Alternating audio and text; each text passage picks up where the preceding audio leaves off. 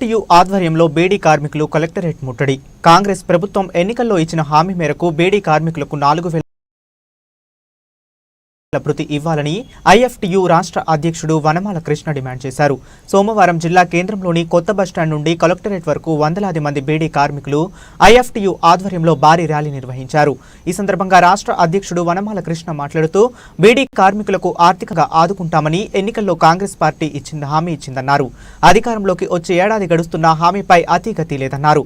ప్రభుత్వం కష్టపడి పనిచేసుకుంటున్న కార్మికుల వైపు ఉంటుందా, పెట్టుబడిదారుల వైపు ఉంటుందా, బూటకపు వాగ్దానాలే చేస్తారా తేల్చుకోలేని సూచించారు. ప్రభుత్వం స్పందించకపోతే ఇండస్ట్రీలు స్తంభింపజేస్తామని హెచ్చరించారు.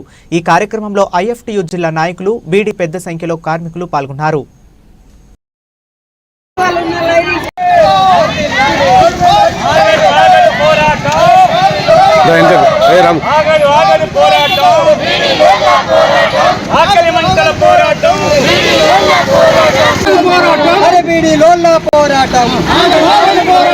కార్మికులందరికీ జీవన వృత్తిని, బీడీ కార్మికులందరికీ జీవన వృత్తి పెన్షన్, బీడీ కార్మికుల్ని ఆర్థికంగా ఆదుకుంటామని చెప్పింది.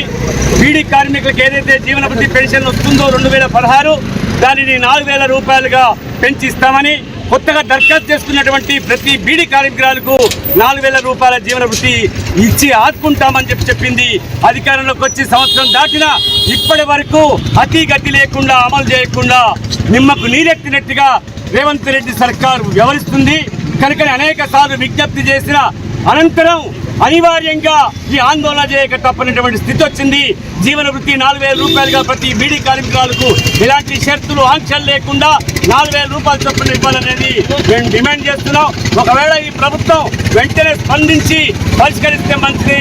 రాబోయే రోజుల్లో మరింత పెద్ద ఎత్తున ఇండస్ట్రీని, అట్లాగే రాష్ట్రాన్ని జిల్లాల్లో స్తంభింపజేసేటటువంటి కార్యక్రమాన్ని తీసుకునేటటువంటి పరిస్థితి వస్తుంది. కనుక ఈ సందర్భంగా ప్రభుత్వాన్ని ఒకటే, ఇచ్చిన హామీని నిలబెట్టుకోండి.